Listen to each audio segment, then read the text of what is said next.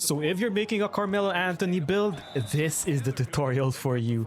And I'm telling you, 2K cooked with the post game, in particular in the mid post. You are now more dynamic because the mid post system really works well with the new changes to shot creation and the integration of ProPLAY, particularly for guys like Jayson Tatum. And it all starts with the signature side hop jumper for Jayson Tatum. So in a triple threat stance without dribbling the ball, hold R2 and hold the right stick up right, or hold square and hold the left stick up left to get this signature side hop jumper. It works really well off the catch and puts a lot of pressure on your defender because of that aggressive step moving forward and to the left, which you can then counter with a step back. And if you got dreams of making a Carmelo Anthony or Kobe Bryant build, just take a look at that rocking and swinging triple threat motion into that aggressive step into that step back jumper. But where 2K cooked is now you can combine this with their face up game exiting the post. So when you do those face up and swing animations a la Carmelo Anthony, now you can combo this step back jumper with that swinging motion. This is because out of that face up, that swing arm animation links well with the launch that you get out of this hop jumper. That right there applies a lot of pressure, and then Draymond will have to cut you off. All you have to do is continue the animation into a step back jumper. This gives you the ability to counter through physicality by applying pressure with that forward movement into that step back jumper. The addition of moves like this adds a dimension to your face-up game. So you start by holding L2 to enter the post. Release L2 to enter that face-up swing animation. Immediately hold square and up left on the left stick to enter that step back jumper animation, and then just release square at the right time to execute the shot. And this right here is Jayson Tatum in NBA 2K24. And just take a look at how flat, how slow, how predictable this move was. Exiting out of the post face-up game was always very difficult in NBA 2K24 because if you wanted to move from the perimeter to post, you really had to work at it. In its simplest form, releasing L2 adds a hitch and a lag between the time you can move from a post face-up state into a perimeter state, making the controls a little bit clunky. But in 2K25, with the addition of this Jayson Tatum ProPLAY signature hop jumper, just take a look at this. You don't know when the swing animation ends and the launch into that step back jumper begins, but what it does is it gives you a level of creativity and credibility when moving from your face-up game into your perimeter drive game. And just take a look at that. Because of the shot contest system, that is an easy 2 points. This is a great move to counter crowding defenses out of the mid post or even just from a triple threat position.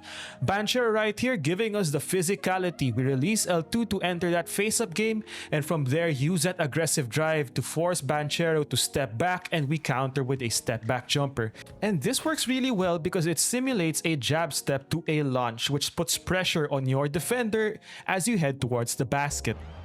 But this move can only be credible if you can actually launch towards that same side out of that move. And in 2K25, because of the shot cancellation system, you can. Here, I enter the step back input as I discussed before. Release the right stick or square to cancel the step back, hold R2 and hold the left stick to the basket to continue into a drive. And that's exactly what we do right here.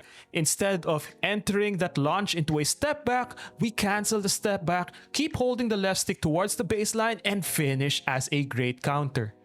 This once again shows you the effectiveness and the difference in 2K25 in terms of shot canceling compared to 2K24. It makes you more dynamic, less predictable, gives you more options, and sets up your defender for an immeasurable amount of moves. And once again, this is only possible for guys like Jayson Tatum who have a similar signature step back package, allowing them to launch very quickly, put pressure on the defense, attack in many different ways, and even finish through contact. Just take a look at the differences in the options that I chose here. One was trying to finish through Paolo Banchero, which I was successful. The other was to finish around him. After that drive, just use your Euro step to finish through contact. And remember how in the first few clips we used this off the catch? Well, use it off the catch and then just blow by your defender. Now, what if they're able to cut you off? As you can see right here, add different counters, add your left stick crossovers, add different right stick dribble moves. Maybe you want to link it to a go-to shot that blends well with this animation. Maybe you want to combo it with breakdown dribbles. The choice is yours. This gives you a level of freedom to attack your defender out of the mid post that hasn't been possible in the previous 2K. And while you could work around it in 2K24 with guys like Black Cobra, for example, leaning into learning the system, now it's easier than ever to develop a nice mid-post bag that works well with your perimeter game and combos into a dynamic system of moves that makes you unpredictable and more dynamic. Here is on the right side of the floor, we also enter into a mid-post game where Jayson Tatum once again has a different set of animations that combo well with a lot of those ISO motions out of that face-up game. Just take a look at how smooth that is, moving from the face-up into Jayson Tatum's signature hop jumpers. Face-up right here, boom, dribble into a pull-up. It's that quickness, that fluidity, and that smoothness that makes this a more difficult jumper to guard compared to what you can do in 2K24. Once again, out of this face-up, just take a look at how smooth that swing animation connects to Jayson Tatum's side hop jumper. And another guy you might want to consider for these types of moves? That's right, Luka Doncic himself, a post-up powerhouse, especially in the mid-post because of his strength, his court vision, and his shooting ability. These are all on Hall of Fame difficulty, by the way, and as you can see, Kristaps has to respect Luka's opening up of his stance into that face-up game because he can drive in either direction, but now the ability to connect that into a step-back jumper for Luka adds another dimension to his game to allow you to punish smaller guys or bigger guys if they're playing Luka a certain way. But one guy who is underrated in terms of his animations is Kevin Werther. Just look at how smooth that swing animation was when you link it with his step back jumper.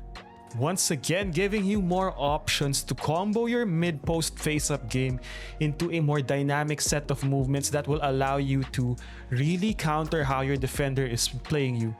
So actually in 2K24, Werther was already one of these guys that really had that nice mid-post into a step-back jumper game.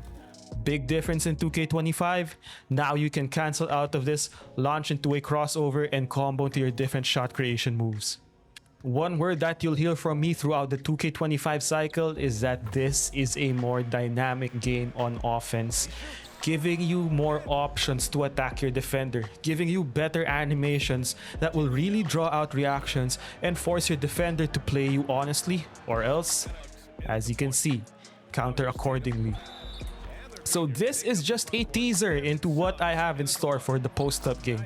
There's more to discuss and I'll have bigger tutorials for everything, similar to previous years, all the way from dribbling to post-ups, advanced shot creation, defense, new mechanics, the builder, and so much more. 2K25 is just getting started. People are starting to find the cracks, but at its core, what is here is more dynamic, creative, and well executed compared to any past 2K.